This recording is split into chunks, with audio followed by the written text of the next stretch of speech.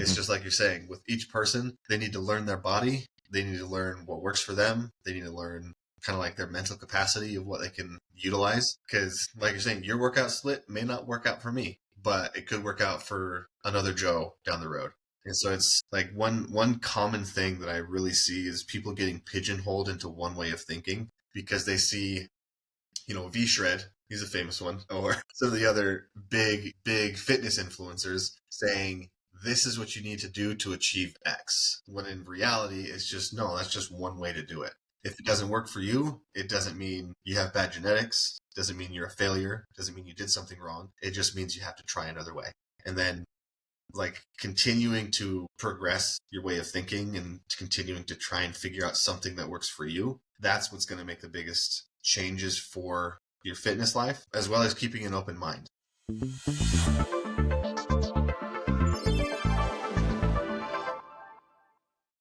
But yeah, no, I'm excited to talk to you, man. You looking swole over there, man. I appreciate it. We're trying. We're getting there. Yeah. Are you like prepping for anything? Or are you like just kind of maintenance I'm building right now? I came off my last show back in December. Okay. Went to the USA's down in Texas. Placed 4th. So almost getting the pro card.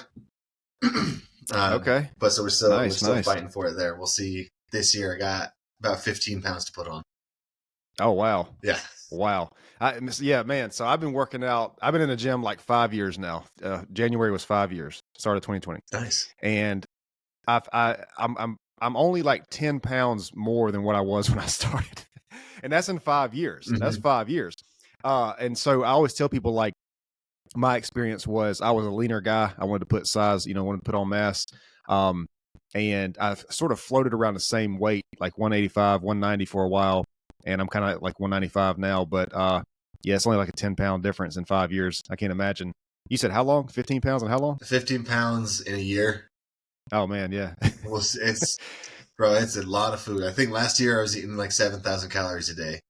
That is crazy, man. It was uncomfortable. Yeah. Dude, I probably eat probably half that. Probably like 4,000 maybe. Yeah. On a rough day.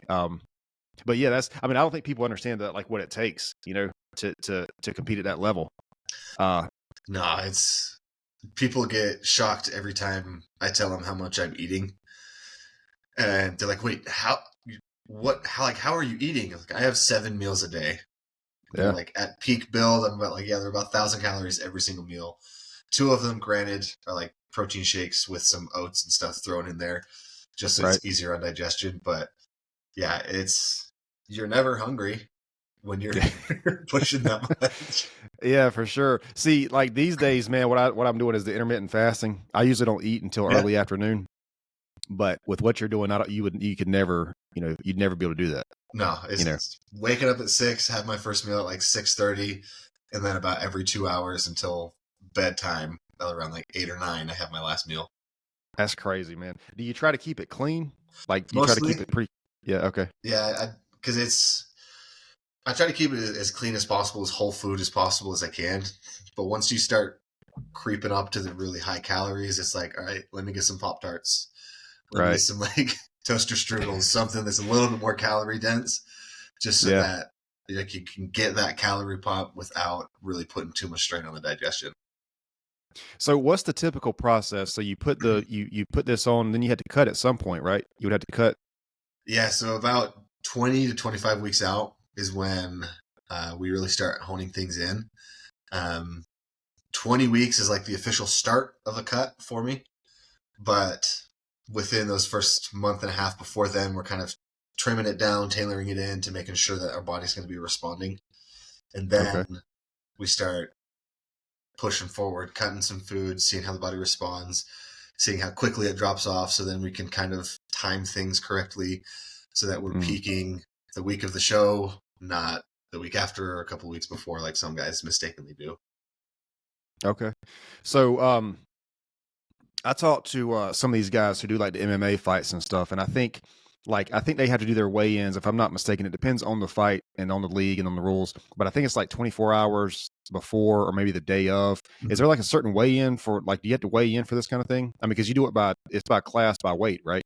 Yeah. So in the men's division, they have a little bit different for each 3 class. So there's open bodybuilding, which is just weight. They just weigh, doesn't matter your height. And then there's the newest division, classic physique. With them, they have a height and weight category. And then you have men's physique, which typically just have a height category, but they're now implementing a weight category as well. Okay. And so the weigh-ins typically happen the day before the show. So similar to the fighters you've talked to, they cut down, like deplete water, deplete food, and then you load back up. And so we have energy, that way you're looking more full. Because contrary to what people think, when you lean down a lot, when you cut down that hard, you lose a lot of muscular fullness. Because all the glycogen, all the water is getting sucked out of your body. For sure. So when you put this, so you have a goal of 15 pounds. By the time you do all the cut and everything, is that after the cut? Like you're trying to have that after the cut, or do you lose some of that during the cut? It preferably is stage weight, because I was 215 on stage and I want to get to 225. And so I'm giving myself like a 5-pound variance of either overshooting or undershooting there. But I mean, I'm trying to stay as lean as possible. Right now I'm sitting around 240, and we'll continue to push and put on as much size as we can within this year. And then once we hit that mark, no matter where I'm at, we'll start coming back down, and hopefully we keep as much size as we can. Inevitably, you do lose some muscle mass when you go into a hard cut like this. But with how I try to plan things, I keep my protein super high during a cut, so that way it prevents as much muscle breakdown as possible. And I just supplement with a bunch of vitamins, some BCAAs, EAAs, to help make sure the body's getting the essential amino acids that it would take from the muscle tissue. Before we get too far into this, man, because I got question after question just going to my mind. If you want to introduce yourself and tell us who you are, what you do, and then we'll dive into this thing. Yeah, of course. So my name is Jake Larsen. I am the founder and head coach of Steadfast Coaching, based out of Pleasant Grove, Utah. Been coaching for fitness, lifestyle for nearly a decade now. About 5 years ago is when I went full bore into coaching, made it a full-time position for myself. Me and my wife are the main coaches in our company, and we focus on creating a good lifestyle. We create a sustainable, simple approach to health, nutrition, working out, getting things situated in your life so that you can, 1, accomplish your goals, but 2, make sure it's not putting so much of a strain on yourself or your schedule or your family so that you feel burnt out, which is a big, big reason why a lot of people fall off. It's like, oh, I'm doing too much, let me just go back to my normal life. So try to simplify things and create a sustainable approach for everyone. Okay. So you coach people for competitive bodybuilding? Yes, that's a portion of the people that I do. The largest portion of the people I have is mainly lifestyle, and people who are just trying to get in shape, trying to achieve a physique or achieve a goal that they've wanted to and just struggle to do it on their own. And then those that do want to compete, we take them full all the way into the stage and really get them dialed in as best we can. Okay. I want to go back to the cut situation for a minute, because I try to, maybe once or twice a year, I try to do like an extended fast, like a 3-day fast, like just water only. And man, so the first time I ever did that, I went a full 72 hours, and it was rough, but I did it, you know what I mean? But the next time I tried to do it, I made it like 65 hours or something like that. I just I was like, dude, I couldn't really think. I couldn't think clearly. I was like, I don't know what's going on. But so like when you go through a cut, and you sort of make that drastic change, do you feel that mentally? Like, do you feel a shift? Oh yeah, in the difference? Yeah, you definitely can. Once you reach the tail end of a cut, because with bodybuilding prep, we try to make it as gradual as possible so that we're not hitting that mental wall so soon. But yeah, once you hit that, everything feels like you're wearing a 50-pound vest. Yeah. Mentally, it's like a little bit slower, and me and my wife, we call it prep brain. It's like you're doing things that you wouldn't even think of doing. It's like you put the milk in the cabinet and the cup in the fridge, and it's just things get all skiwampus in your brain. Well, I don't think people realize, and I've quoted this on the podcast before, but I don't think people realize how many calories the brain actually takes up that the body uses. You know, Oh I mean, yeah. a person in your situation might be a little bit different, but the average person, I'm pretty sure the brain uses like 20% of the calorie intake. Yeah, it's And a so, substantial amount. yeah, so when you cut that, you know what I mean? It's a drastic change. And I don't think people understand too, like when you're doing a fast like that, you really have to stay hydrated. Like a lot of people use sea salt or something like that because that's critical for brain health, like hydration. Oh yeah. But the problem is you can't really find a lot of hydration drinks that don't have some sort of calories in it. Like if it's 100 calories, that's going to break your fast, you know? Yeah.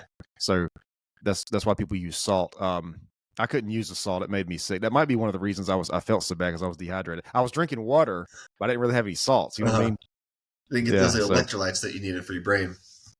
yeah, but I mean, it's also too like I feel like I could probably do it if I didn't have as much going on as I do. You know, but I mean, you're talking about several weeks or a month to prepare for a 3-day fast. I just don't have time for that. You know, Oh no. like, Like I got life's busy. You got other stuff to do. yeah, that's what I'm saying. Like I would have to adjust my schedule in advance so that I'm not, it's not so demanding on my body. I don't need all these calories and then try the fast. And it's just like at that point, man, is it even worth it? Yeah. But I will say the intermittent fasting for me really works out. Waking up in the morning fast until 5 hours or so after you wake up, something like that, really works out for me. But that 5 hours is about a max. Hour 6, I need something to eat. You know what I mean? Start getting a little shaky. You're like, all right, it's time. My body's ready. Well, see, the thing is, I love coffee. And if there's like a balance because if I drink coffee on an empty stomach, I'm good. Usually, it jump starts the caffeine because it absorbs quicker because there's nothing in your stomach. But I also take some supplements in the morning. I take AG1, which honestly, AG1 probably breaks the fast. I think it's like 120 something calories, 125. But they say you're supposed to drink it on an empty stomach, which is kind of opposite because most supplements say you're supposed to have food so it absorbs better. Yeah, I mean, that's what the directions say. So I don't know, but anyway, before like the 5 hour mark ish, that's about. And then I try to aim for like 6 to 8 hour windows, something like that. Try not to eat, past 3 hours before bedtime, all that good stuff. But I mean, for me that works. But somebody like in your situation, man, like I was saying, you could never really do what you're trying to do off of a 6 hour window. Not during the build. During the cut, that's a little bit different. Like, yeah, you can squeeze some meals closer in together. Okay.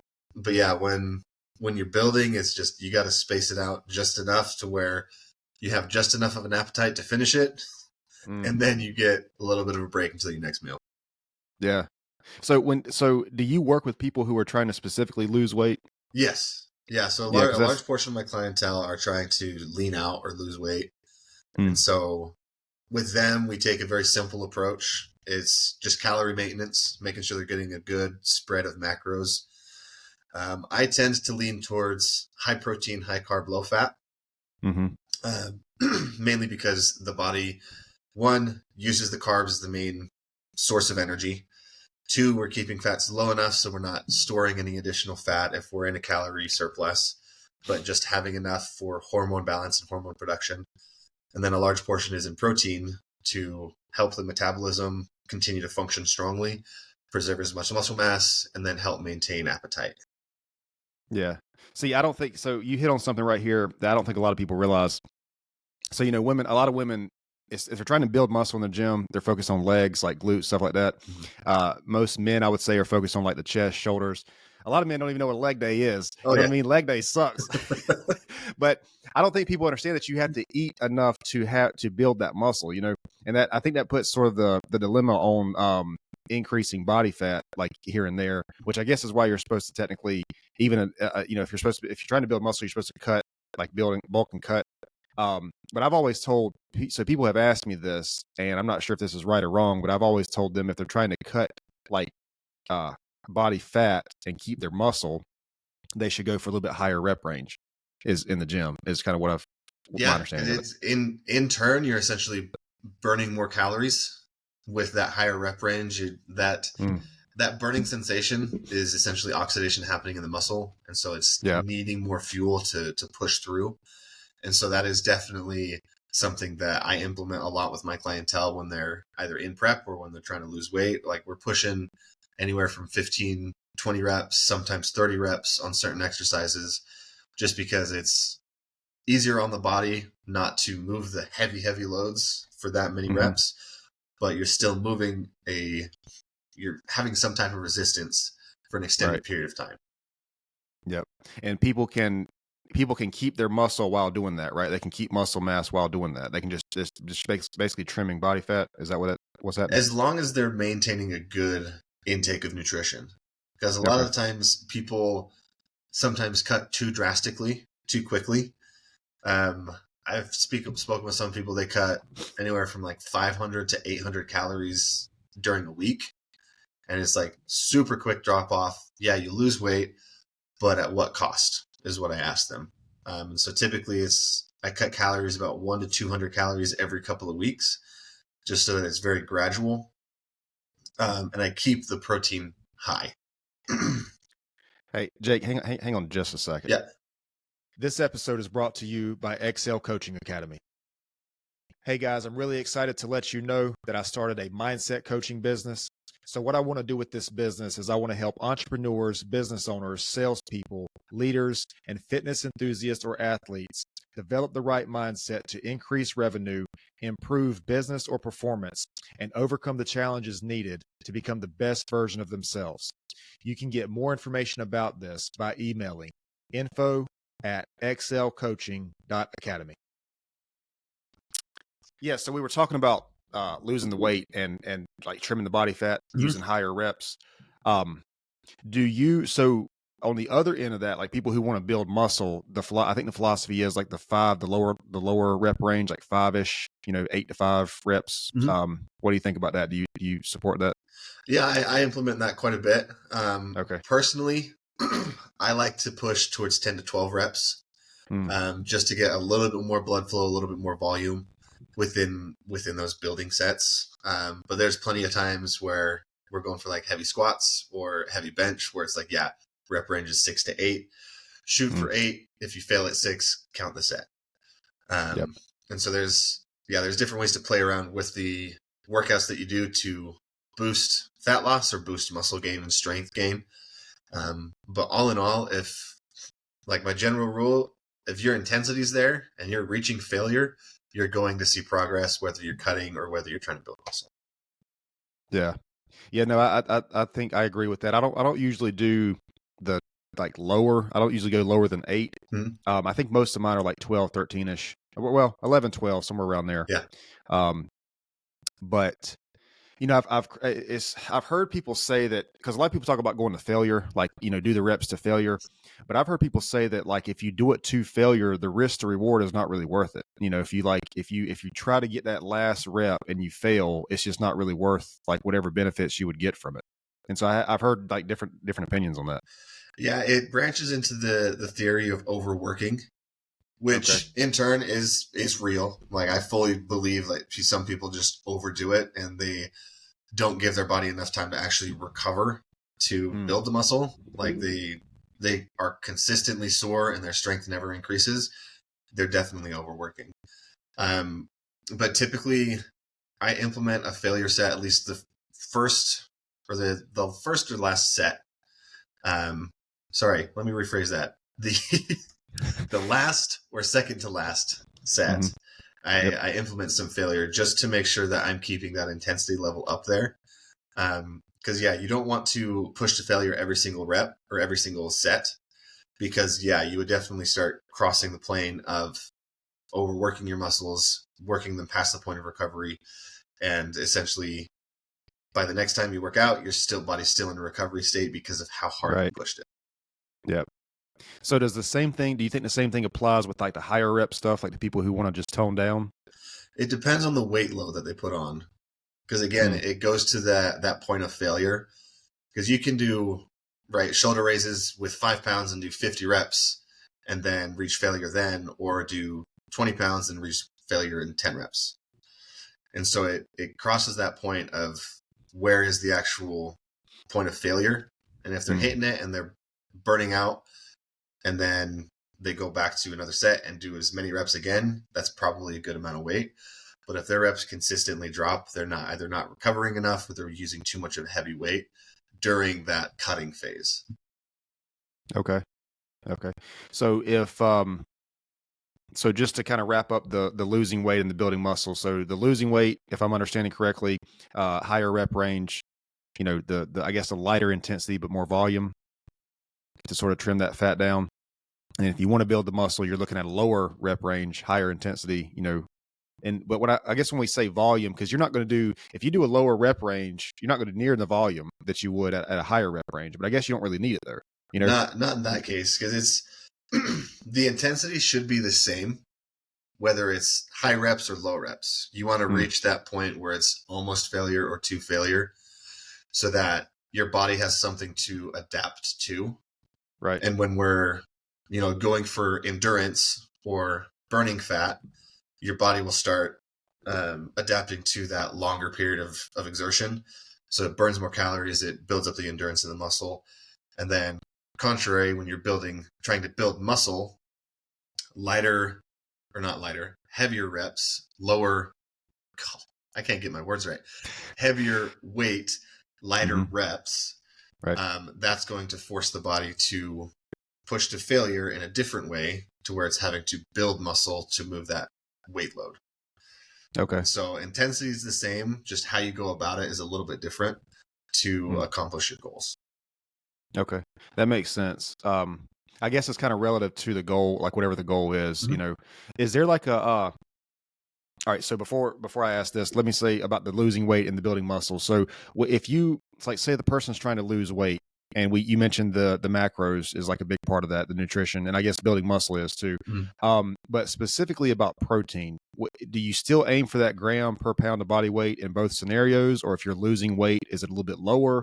Or I don't know, you might think something more than, different than a gram, but I just hear a gram per pound. No, that's a really good rule of thumb. A gram per pound is kind of like my baseline. Okay. Whether you're building or losing, like that's the minimum you should be getting in. For women, it can be a little bit different. They can be like 0.8 grams to 1 gram per pound. But if you're trying to lose weight, I actually increase protein. Because one, that's going to help preserve muscle mass. Two, it's going to help your satiety or your hunger. But then it also has a unique factor on the metabolism, because protein is the most difficult macronutrient for the body to break down. And so it's going to be working harder to burn those macros, to burn those proteins, which in turn helps burn more calories, so that your fat burning period or your fat loss period can be a little bit longer than if you were simply just cutting carbs and not increasing protein. Okay. So I wanted to ask you about like the length of the workouts, because dude, I try to aim for an hour, because I don't know what this split is called, but I do like a different group every day. And if you do that, if you do a different group every day and then you do cardio, that would be like 6 days, because you got chest, shoulders, arms, back, legs, and then cardio. Yeah. But if you do that, I feel like your legs get underworked. So I do legs every 5 days. So essentially over the course of a month, I do all body groups, I guess each group 4 times, and I do legs 6 times. So because it evens out to where every 5 days is 6 times a month. Right. But I try to aim for like an hour and I'm done. Sometimes it might go over that, because like legs, there's a lot of iso. I do a lot of isolateral movements in legs. Chest is usually shorter, but it's like chest is I don't know what the opposite of isolateral is, but chest is like all at the same time, Bilateral. Just maybe, yeah, both types. I guess so. But like legs, like I'll do a lot of like one leg at a time type thing, and that might go a little longer. But I also try to get volume too on legs. But anyway, so the ideal, like I know it depends on the person, but I tell people, man, if they're brand new, like 20 minutes, half an hour at the most is like plenty. You know? Yeah. No, it's like just starting out, like getting there. That's the goal. If you're getting there, exactly. great. Like get some movement in, get motion going. You don't need to be there for an hour and a half if you're just starting out. Like you gotta get your body warmed up to putting it through that level of exertion. So yeah, 20 to 30 minutes starting out, perfect. And then like more advanced people like ourselves, 45 minutes on the quicker end for like chest or some smaller muscle groups up to like leg days. Sometimes are like an hour and a half for myself. And that's Okay. just like you're saying, a lot of ISO movements, a lot more rep range. For me, I take a little bit longer rests on heavy compound lifts like squats or the leg press. And so you should never be there longer than like an hour and a half. Okay. So do you have a philosophy on like each, like a set per muscle group? I think some people say, let me see, if I break down my workout, I think it's like maybe 2 or 3 different exercises per group. So like, the shoulder's got like there's 3 different muscles on the shoulder, and I usually do traps with the shoulder too. So that's like 4 different ones. So like, I guess like 12 sets total or something. Do you follow that kind of philosophy? To an extent, maybe not to that level, but I try to hit at least 2 to 4 workouts per muscle. Okay. And so like for shoulders, for instance, we'll do front raises for the front delt, and then shoulder press, and then maybe a machine shoulder press at the end of the workout. And then I'll hit laterals, either dumbbell and then cables, probably around 4 to 5 sets for each of these workouts. And that's not counting the warm-up sets or the feeder sets, like some people call them. But I try to hit anywhere from 2 to 4 movements per muscle. So that way it's getting enough volume and enough workload. Okay. And the reason I'm asking all these things, I know you're sort of advanced, but the reason I'm asking all this is because a lot of people, they might be beginners or intermediate or whatever, and they can really benefit from this information. So that's why I'm trying to get it all out there. Yeah, of course. Yeah.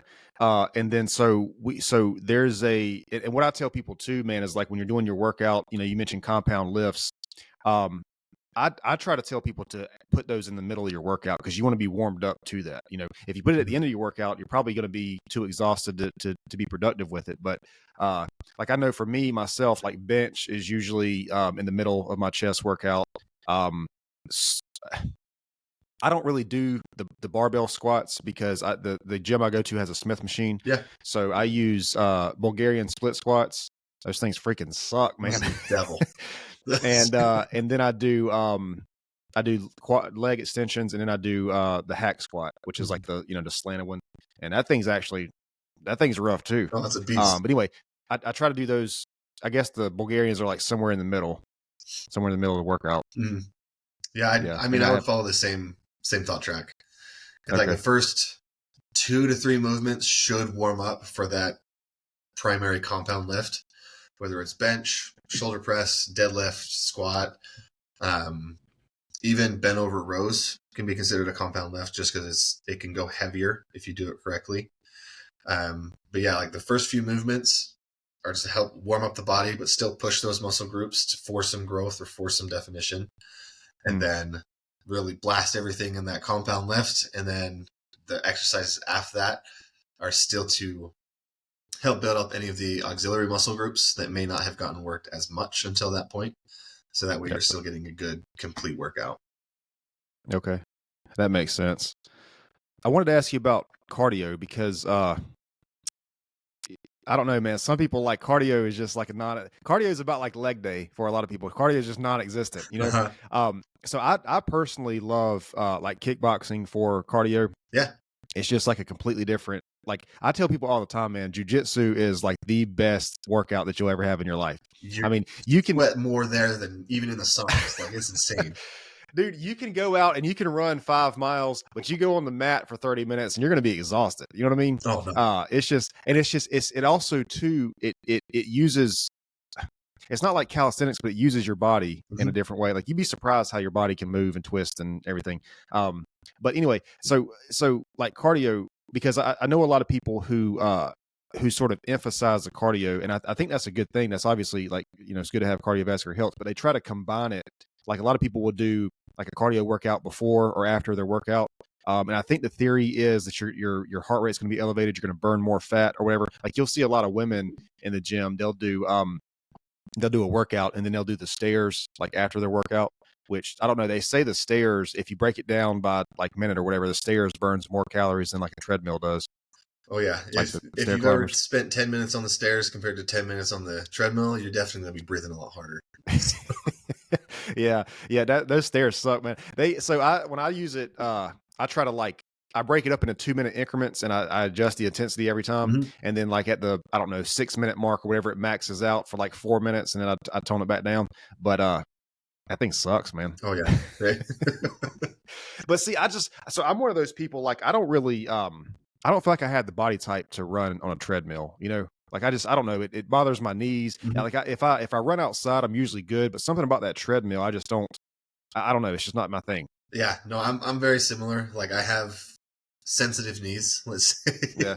And so I gotta be a little bit more cautious. So I perform my cardio on either the elliptical or a bike. Mm, Um, and for me, I typically like doing it post workout as almost like a cool down, but also to get a little extended period of caloric burn.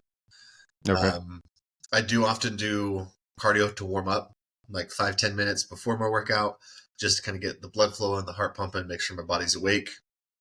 Then I go to the workout. Um, but yeah, it's been proven like there's an extended period of cardio burn afterwards or Mm, after a workout can help you burn off a little more calories, especially those who are going into bodybuilding prep. I always suggest doing your workout first because that's the most important part, and then just grind through the cardio as best you can after the workout. Um, and when you say cardio, you're not talking about like a full workout afterwards, right? Like just enough to kind of keep the, 10, 15, 20 minutes or something? yeah, like 10-15 minutes Okay. for the everyday um, person who's working out. Right, right. Okay. Yeah, that makes sense. Yeah, because that overtraining thing is a real thing, man. Yeah, Like I mean, I think they say it's like very hard to actually do that, but I think it is very possible. And I think too, one thing that people don't really understand about the gym and about fitness is you have to kind of learn your body and what works best for you. You know, yeah, like some that's people do the push pull legs. I could never do that. Like that's just way too demanding for me. it's and for me, it's not that enjoyable. It's Yeah. because that's a big part of it. Is like, do you like? I try to teach my people is like, do you enjoy what you're doing? Is it Right. challenging? Is it fulfilling? If it's not, okay, let's switch something up because there's a Yeah. million different ways to put a workout plan together. It's Hmm. just like you're saying, with each person, they need to learn their body. They need to learn what works for them. They need to learn kind of like their mental capacity of what they can utilize. Yep. Because, like you're saying, your workout split may not work out for me, but Hmm. it could work out for another Joe down the road. And Yeah. so it's like one common thing that I really see is people getting pigeonholed into one way of thinking because Mm. they see, V Shred, he's a famous one, or some of the other big fitness influencers Hmm. saying this is what you need to do to achieve X. When Mm. in reality, it's just no, that's just one way to do it. If it Yep. doesn't work for you, it doesn't mean you have bad genetics, doesn't mean you're a failure, doesn't mean you did something wrong. It just means you have to try another way. And then Yeah. like continuing to progress your way of thinking and continuing to try and figure out something that works for you, that's what's going to make the biggest changes for your fitness life, um, as well as keeping an open mind, right? Because Mm. there could be portions of things that really resonate with you when other things don't. So take those Yep. things that resonate with you into your next chapter and continue to build on that and build on that. Yep. Yeah, yeah, for sure. And it's also too like there's different workouts that don't work. Like you mentioned the leg press, I think you said. Mhm. Dude, every time I've ever tried to do that thing, there's been some kind of injury. So there's like a if you think about like a ripped guy or whatever, like right at where the V cuts are on your waist, Uh-huh. there's like a tendon that runs right there. Like right over the hip And bone. yeah, it's like somewhere around that, somewhere right there. Yeah. But it runs like from your side all the way down to your groin, and it's like every time I have ever tried to do that leg press, I don't know if it's because of the angle or what the deal is, but like it bothered my body just does not like that thing. And so like if I ever like if I'm in a place where I can't squat or something, I had to figure out something else other than that leg press because it just doesn't work for me. Yeah. And then like the same thing with deadlifts. Like deadlifts are kind of controversial, I guess, but to me it's like the risk to reward is not worth it with deadlifts. First of all, most people don't do it properly. They get injured, and I will say this, the best thing I've ever heard about deadlifts is you should focus on like pushing your feet through the floor versus lifting the weight up. Yeah. if that makes sense. Dude, deadlift is all about form and technique.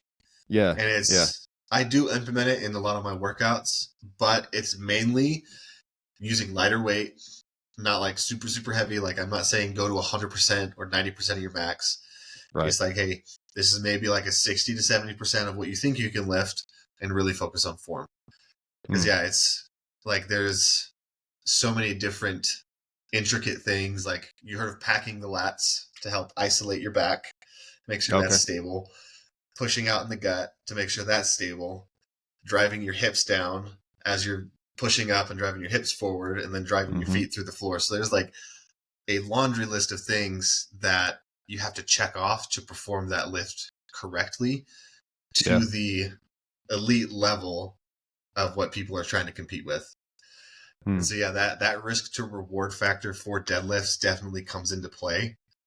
But I mainly implement that for me on back days because it has a very large back emphasis. But even then, most of the times I'm doing a rack pull over a deadlift. Yeah. Yeah, I don't know, man. I just think for the average person, deadlifts are probably just not worth it. You know, unless like you said, they know exactly how to do it. They had the right form to do it. And most people, I would think that and I'd love to get your thoughts on this, but I would think that like most people, their biggest problems in the gym are probably form and recovery and probably diet. Like that's probably the biggest thing that's keeping people away from whatever goal they have, whether it's muscle or weight or whatever. Yeah, it's just I feel like I completely agree with you there because I feel like their approach is skewed, like I said before, from all of the social influence. Yep. But also, we live in the world of like faster is best, instant gratification. Well, they get focused on the weight too. You know, it's like I want to move as much weight as possible, and it's like, well, but you can't really sacrifice your form for that. You know, man, I know people like numbers and they like to know what's going on, but like I can't tell you the last time I hit a PR in anything. Now with you, it might be different. Well, I was gonna say, well, you it might be different because you're like at that competitive level. But like you'll see these guys go in, man. And it's like every week they're trying for a PR. Every other week they're trying for, you know. I think the last PR I did on bench, and this was years ago, was like 1 rep at 225. Yeah. You know, and I was just like, well, that's cool, but like now what? You know, like I mean, I don't know. You know, so but I think like when you do it. We were talking earlier about the failure reps to failure. I mean, if you're doing that every single week, man, you're just like, you know, probably destroying yourself. First of all, how much are you really going to get out of that 1 rep? You know, like what is that really going to do for you other than bragging rights? Yeah. But then it's like I don't really know that you can get a productive workout if you go in and try for a PR because you're either going to be spent before or you're going to be spent after, and the rest of your workout's going to be affected by that. Yeah. You know, I don't know this, but I don't know. But like people just get so focused on the numbers and like, oh, I'm supposed to be curling, you know, 30 pounds, whatever it is. And they're just trying, you know, they're losing their form on the way up. And it's like, man, just the form. I say form over weight is my philosophy. Oh, 100%. Because man, you gave me so many thoughts to just there's so many times where people have asked me questions in the gym of like, hey, am I doing this right? I'm feeling like some pinch in my shoulder and my elbow's kind of hurting or this is kind of hurting. And I'd be like, all right, have you tried it with lighter weight? Like, well, no, I want to lift this. I was like, well, you're obviously doing it wrong if you're having joint pain during a lift. Performing a lift should be structurally supported and structurally sound for it to be performed correctly. And that's why, like you said, I agree, deadlifts are not for beginners. Like, there's no benefit for them. The risk to reward is too high. But yeah, form 100% overweight is going to bring the results that you want. Just because a lot of the times, I mean, I even catch myself sometimes if I'm starting to push a heavier weight and I feel my form slip, I'm like, all right, let me drop down weight so I can still get that isolated movement. Because if your form's slipping, you're going to be engaging muscles that you're not intending to. And so you're not going to get as much benefit as if you had really controlled the weight. Yeah, for sure. You know, I've heard some people say that you should lift for the pump. Like you should just try to lift for the pump. And that's going to, I guess the philosophy there is if you're trying to, you know, use the muscle, which is really what you should be doing, you should be focused on the contraction of the muscle. But if you're just trying to get the pump for the muscle, I don't know. I guess that sort of helps judge intensity. I don't really know, but Mm. I guess the philosophy is not going past that or sort of trying to focus on the muscle. I'm not really sure what the thought process is there. Yeah, I think like focusing on the pump is meant to, I mean, breaking it down, it really comes back to form. Because if Mm. you're getting a good pump, it means you're isolating the muscle, especially like on shoulders or biceps or chest. It's like you're getting a good pump. That means that muscle is contracting really, really intensely and really good. So Mm. that way your body's forcing blood into there to help with the recovery process. Yeah. And And so, see, that's one reason, like, I've heard people say this, and I've kind of done this myself. That's one reason I'm a big believer on like passive recovery, like or not passive, active recovery, active, yeah. um, which is like very, very, lightweight, if anything, just sort of movement of the body. Like I tell people all the time, man, if your muscles are sore and you do some sort of cardio workout, I am convinced that that will help you recover better because it's that blood flow. Oh, Um, 100%. yeah, yeah. Yeah, So because it's with the blood flow, you have to think of like your body's a machine, right? right. And if with the car and the engine, if there wasn't oil running through it, it would Hmm. seize up, it would lock. And so our blood is the oil delivering nutrients, delivering the recovery to wherever we're going. And if we push Yep. too hard, that's going to create more micro tears within the muscle group, so it has to recover more. Hmm. And if people continue to do that, that's when they get into that overworking stage. But like you're saying, cardio, fantastic. Even saunas are really good Oh because it yeah, helps for expand sure. all the veins, helps Yeah. improve blood flow. Um, Cold ice, plunges. cold plunges, but with a caveat, only doing that for like 2 to 5 minutes. Yeah, for sure. Anything like Yeah. that is you're just going for bragging rights. Yeah. Yeah. Because yeah, anything to increase blood flow is gonna just multiply your recovery rate. Hmm. Yeah, man, I'm religious. I actually, when we get done with this, I'm going to do a cold plunge before I leave. Oh yeah, Uh, because I usually do 3 minutes, 45 degrees, 3 minutes. yeah.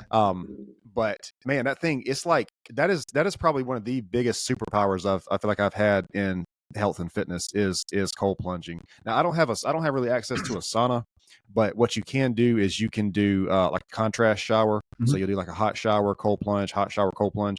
And dude, every time, like if you do that, you literally feel, I don't know how to say it other than like refreshed. Yeah. Like you just feel refreshed. Oh yeah, because it's forcing so much blood flow, forcing so much. I mean, there's Yeah. adrenaline that comes into it, so Yep. that's a good boost. Dopamine, Yep. serotonin, all that stuff Dopamine. gets Yep. released during that process because your core temp Mm-hmm. is going up and down and up and down, and so it's your body's just forced to circulate all the blood Mm-hmm. that it can to one, cool the body off or warm the body up. And so it's a really unique way to help with recovery. That's why in a lot of physical therapy places, they have a short amount of time for ice and then they do stim.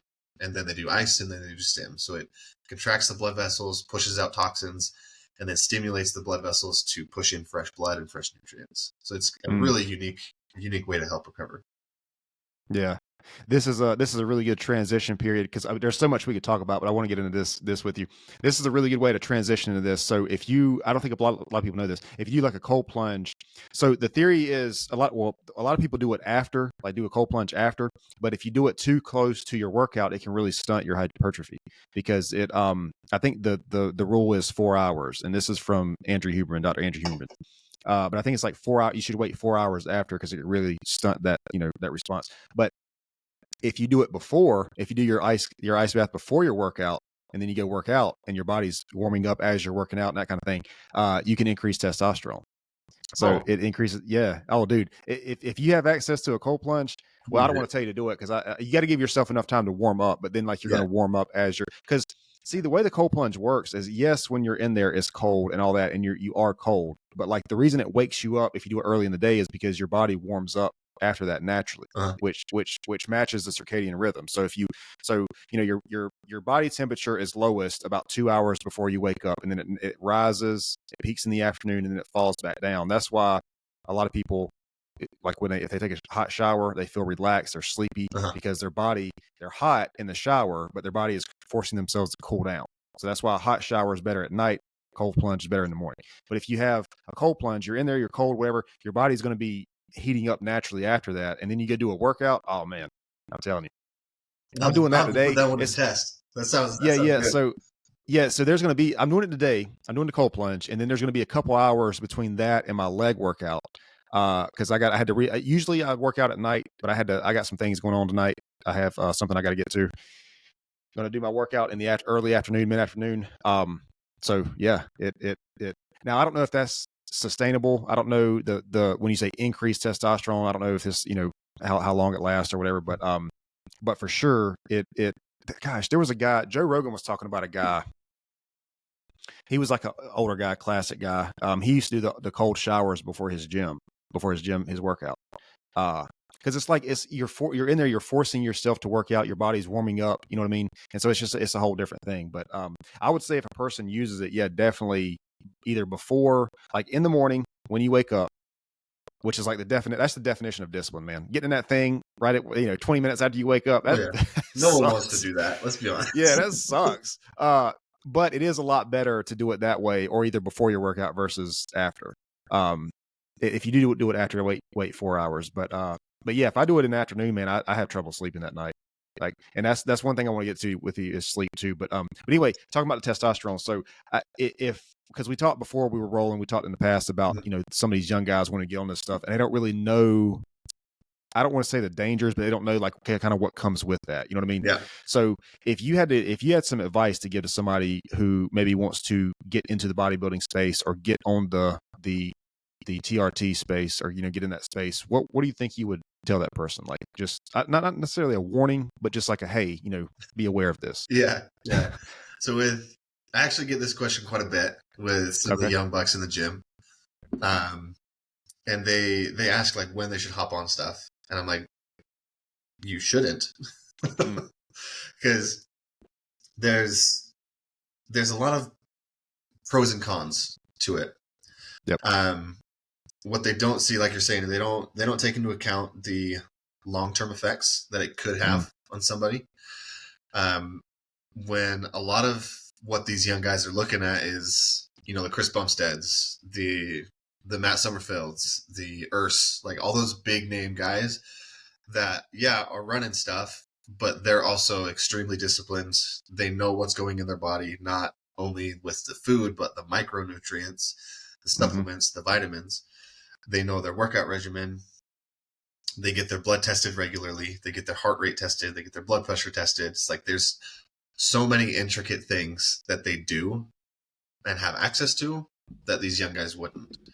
Yep. And so when people come talking to me, it's like, hey, I want to get on bodybuilding stage. Do I need to consider, running some gear? I'd be like, no, like, how old are you? You're 19, 20 years old. Okay. How's your nutrition? Like everything we've been talking about, nutrition, how's your intensity in the gym? How's your cardio? And to the future subject, how's your sleep? Oh yeah. Like all those things are so foundational to your body responding to what you're trying to do in the gym, but not only to adding in testosterone.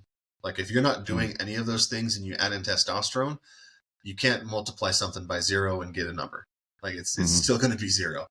Right. And so like people that are considering doing that, I would say, are your foundational things in check?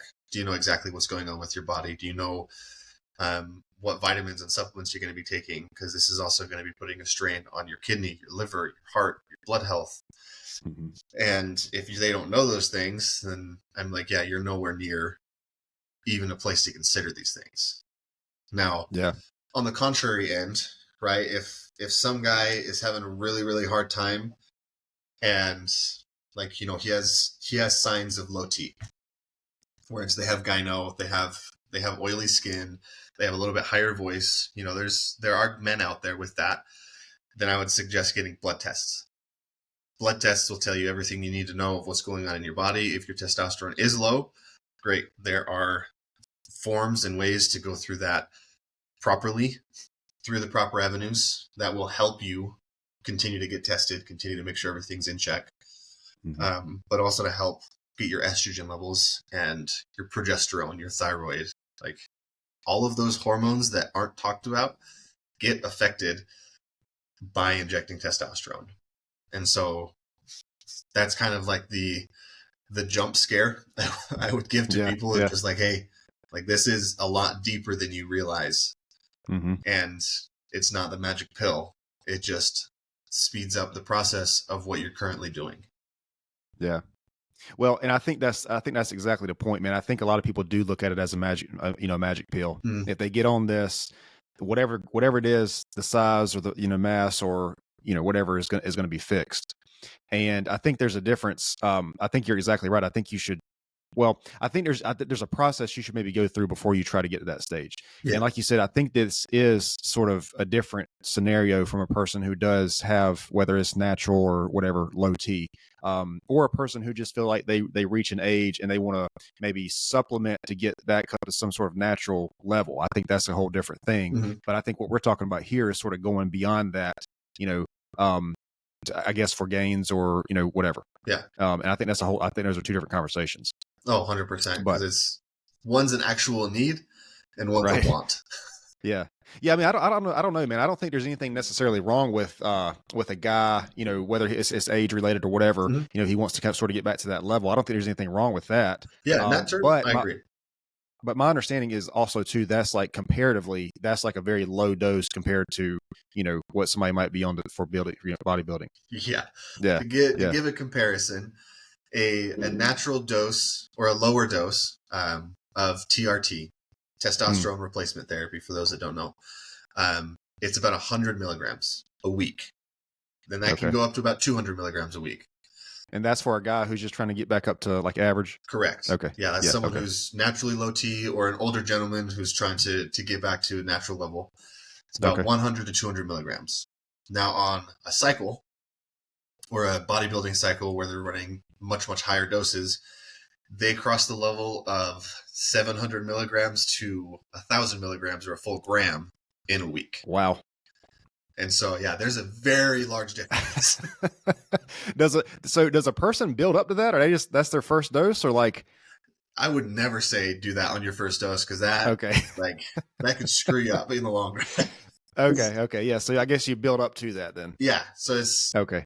People that I've talked to, people that I've helped, they've said they've started at a dose of about 300, 400 milligrams, and then progressively gone up to there. Because the healthiest way to go about it is the minimal dose. That's why in TRT, they start you at 100 milligrams and slowly work up from there. Okay. And so there's less is more. Right. In the bottom line. Yeah.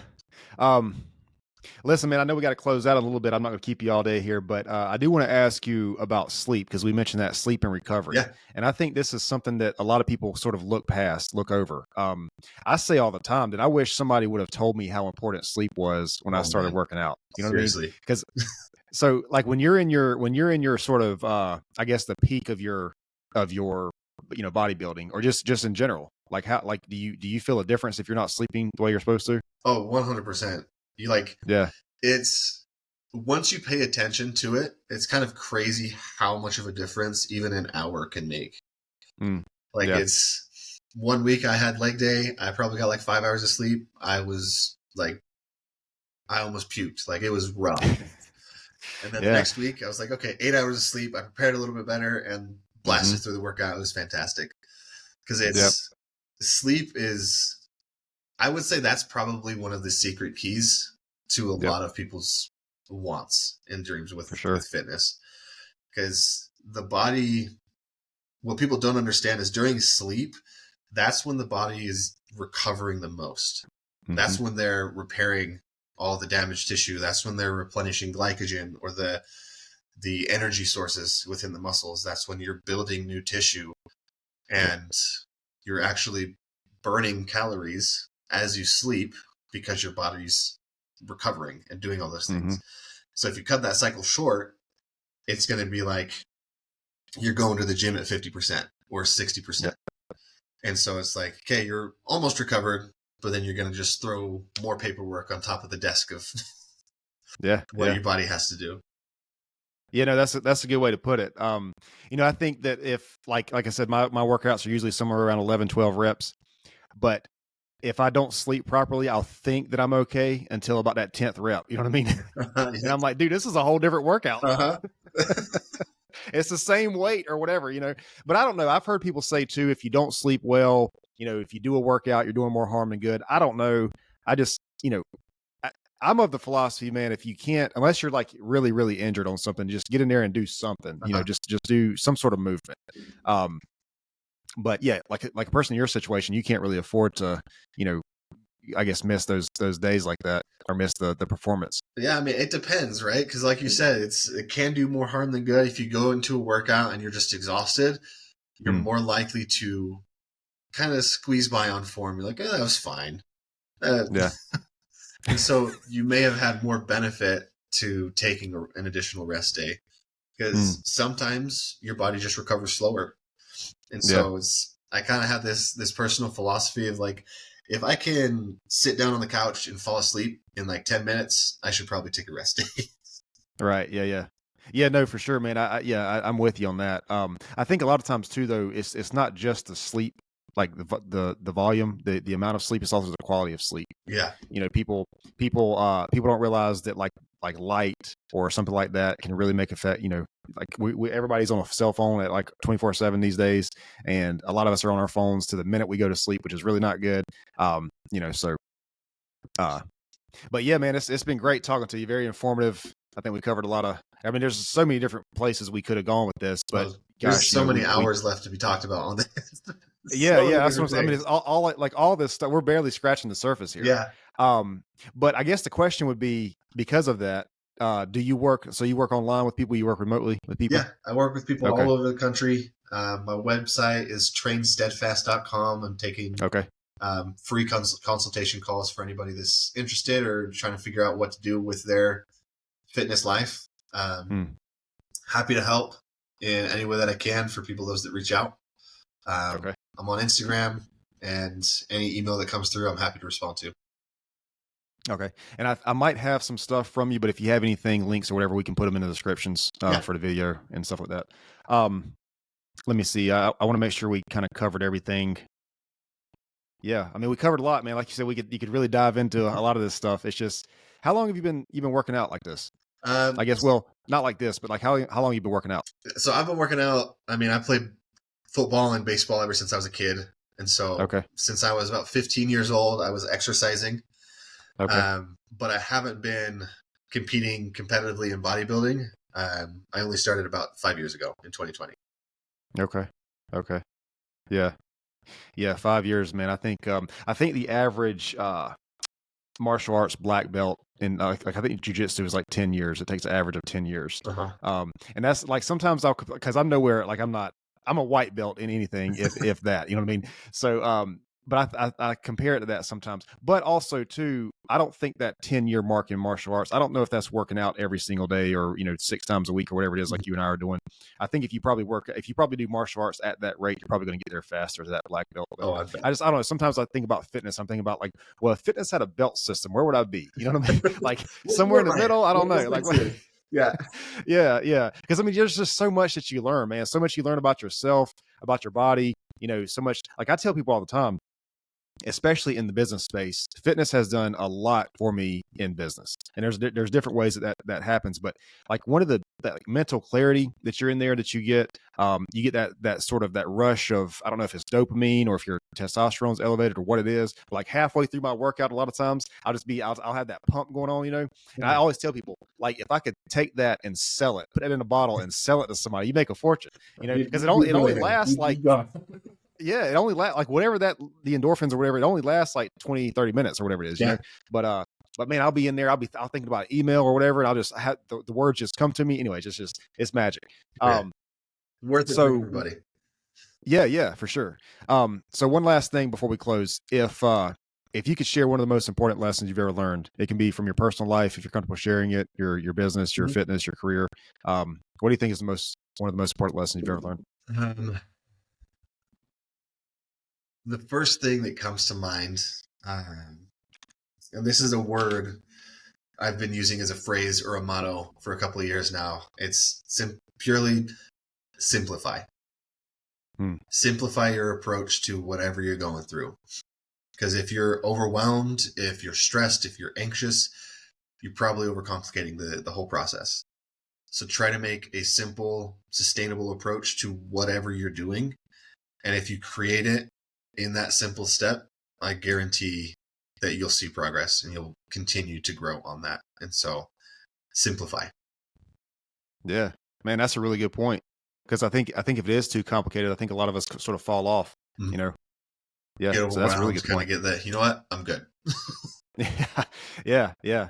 Because I mean, I think we have to think about these things too over a timeline, like doing this over a long period of time. You Yeah. know, if you do something like that, you know, once or twice, maybe it's good. But like, if especially something like fitness that needs to be done, you know, every day or every other day or whatever it is for you. Yeah, I think keeping it as simple as possible. You know, and like people in especially in the gym, man, they do all these kind of crazy movements and crazy workouts, and I'm like, dude, you don't really need, like, I know we got to go, but I'll just say this before we go. Yeah. One thing that really bothers me is when people do the lat pull downs and they're doing it like behind the head. You know what I mean? Like, Like they're pulling it like clear in front of them. Oh yeah, well that's one too. But like I'm thinking like behind the head, that one that's like behind the head. I'm like, bro, that hurts my shoulders looking at that. Like I don't know if that's worth. I'm You know not what I meant mean? to bend that way. Yeah, yeah. Yeah, I don't know, man. You see, I don't know if you've seen these videos online about people. Planet Fitness seems to be the popular place for this. Oh yeah. But people would just like they'll be swinging from the cables and shit. I'm like, what's going on here? The jungle gym. But it's just a jungle gym with weights. yeah, yeah. But I think you're right. I think simplify. Listen, man, it's been great conversation, very informative. I do appreciate it. Of course. I'm gonna close the video. If you can hang out for just a second, I'll explain to you the upload. Yeah. But I do appreciate it. Of course, man. Been a pleasure. Hey guys, I really appreciate everybody tuning in today. If you found this content or this episode useful and intriguing, you can visit us on social media. This is Facebook, Instagram, TikTok, Rumble, YouTube, Spotify, Amazon Music, and Apple and Google Podcasts. Pure Wisdom Podcast on all social medias. You can interact with us, follow, like, and share there, and we will see you guys next time.